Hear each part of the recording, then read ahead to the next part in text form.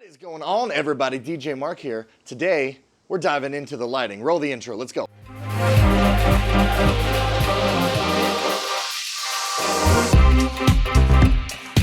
Okay, so today we actually have a pretty short event. We're only DJing for 2 hours. It does have kind of a unique and a weird setup in that we're setting up before the event, which starts at 6, and we're not playing until 8 p.m. They just wanted to have a DJ for the last couple hours of the dance party portion of the night, which makes total sense to me. So we're gonna go a little early. We're gonna set up before their event so that my stuff is in there ready to rock when it's time to go. And then we're gonna party. Looking for an easy way to get going in the lighting game, then this is a pretty good video to start on. Let me go ahead and get the trailer hooked up and loaded, pulled out, so we can double check what and all is inside. And the next time you'll see me, it's probably gonna be at the venue. Once we're all set up, we'll talk about my table, we'll dive in a little bit. I'll give you links in the description about where to get the stuff. And if you're looking for more videos just like this one, subscribe to the channel. It's not that hard. It takes 2 buttons. Hit that like, hit the subscribe. You know, I won't even ask you to hit the bell notification, but if you want to do that as well, you totally can. I would appreciate that. All right. Here we are. Today we are at the Hilton Cocoa Beach Oceanfront, and we are here not for a wedding. We are actually here for a corporate party. You may recognize the venue and even the room that we're in tonight. A couple of gig logs ago, I think maybe 2 or 3, we were in this very room that we're going to be in tonight. And so we're experienced with the area and we know it well. We're also using our brand new table, and that is exactly why we are here today.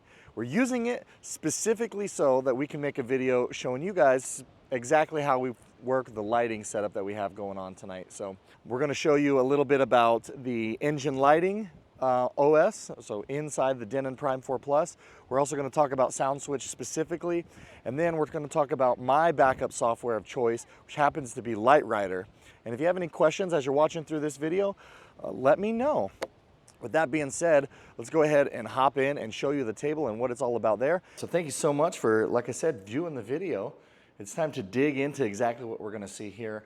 And I'm just gonna I wrote down a list of everything that it took for me to put these lights together the way that they are. I'm just gonna start right at the bottom and work my way all the way to the top of the light, and this order. On the bottom, screwed into this table, on stage, speaker mount adapters with M20 threading for the pole there. So after that, we go right up to the poles here. These happen to be Soundtown 2-pack of subwoofer poles, and they have the M20 thread that I had mentioned before. But I honestly would not recommend these poles. They are pretty cheap, and they do get the job done. As you can see, I'm using them today, but there are definitely better options, albeit more expensive. One that I recommend instead of one of the Soundtown subwoofer poles is this one right here. This happens to be a Gator Frameworks branded subwoofer pole. It's fully adjustable, same as these poles. It's got the same height adjustments. They're a little bit more compact, which I do appreciate. It still has the M20 thread pattern on the bottom, and just the knobs and all of the hardware that's on this pole here is much more of a higher quality than these ones. Whatever best fits your budget, these ones will get you through. I definitely would opt and spring for the extra heavy-duty Gator Frameworks poles, of course. Up at the top of the subwoofer poles to mount to the lights, we have the Colorado Sound and Light fixture pole mounting kit. Once they are on there, the poles just go, and then the lights are on there, they just go, and it makes it really easy to set up and break down. After that, the lights on top, then and of themselves, are Chauvet Wash Effects Hex lights. I think they're $275 a piece. But you can use any sort of light that you want. So on the back of each of the Chauvet Wash Effects Hex, I have them modded just a little bit to make it easier for wireless DMXing. And also, since it's built in and included with this table setup right here, we also have our wireless microphone cable ran, and we also have power ran up there to them, as well as the DMX transmitter and receiver up nice and high so that there's no interference from just mass being in between the antennas and the receiver. So on there, we'll go down the list. We have our gravity clips to keep all the cables in order. They just clip onto the speaker pole. I use the gravity clips We have special IEC cables. Since these WashFX hex lights are mounted actually upside down, the IEC cable, the power cable for these WashFX, is actually a specific one. This one is an up angle, 90-degree angle bend. So the cable comes at a 90-degree angle and just plugs directly into the light, and it comes down in a fashion that the cable is going to run straight down the pole. You can plug in. Since I have power ran to the top of my table, I only needed a cable that was 5 foot 9 inches or 5.9 feet or something like that. So that's all I needed to get. But if you had them and you wanted to run them straight to a power strip or something like that mounted behind your table, you might need a longer IEC cable. You can get them in any length that you would need to. On the back of there as well, we have 2 L brackets for mounting the antennas for the Shure microphone system that's in this table, which are mounted up there as well. Let's see. We also have, of course, the BNC connectors. Those just screw through, click on, and then the antenna mounts to the back. Because I use a Shure BLX mic in this table, on there as well, in the back of the lights, on my right side, stage right here, I have a Donner DMX transmitter, and I have a DMX cable ran from that down to my board itself, and that transmitter sends the signal from out of this light into all the other wireless lights that we have. And same thing on this side, stage left, we have a Donner receiver plugged in, and I've mounted both of the power adapters to those to be shorter. We just cut them short and soldered them back together so that there's no excess cable dangling. It cleans it up really nicely. Okay, and then lastly but not leastly, we're going to talk about the lighting software that we use. There's 2 options that we have. The main one that we use plugs right into my table, as I have the SoundSwitch dongle, just the $50 thing from Amazon. Again, link will be for this down in the description.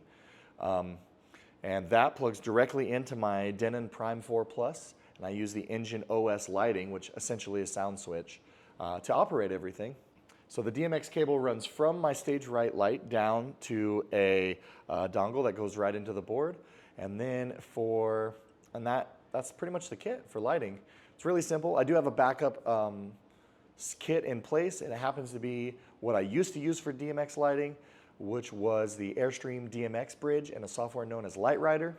So in order to make it hot swappable and use in a backup and being able to set up really quickly, what I've done is I've drilled through the top of the table a DMX pass-through, and basically the cable that runs down that normally would plug into my SoundSwitch dongle, I could just plug directly into this pass-through.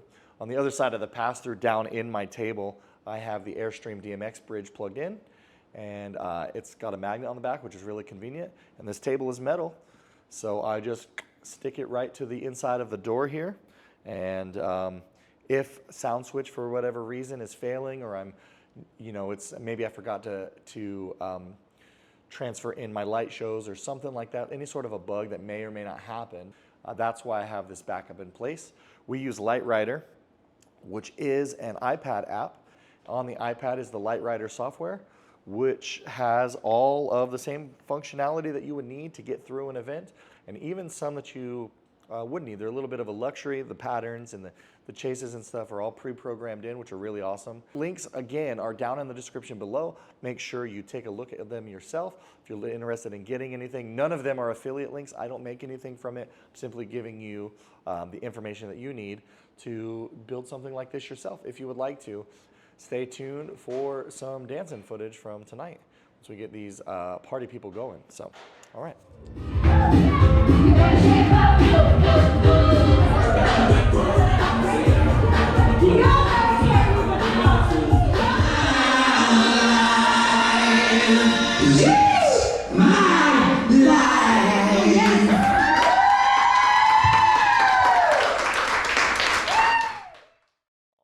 All right, and just like that, that is another event in the books. Hopefully you enjoyed the people dancing there at the end. And of course, hopefully you got a lot of knowledge and know-how about the lighting systems that we use, and maybe something that you picked up you could use and apply to your own business. I'm headed home. I'll see you guys on the next one. I hope you have a great day today and a better tomorrow, but you matter. Bye.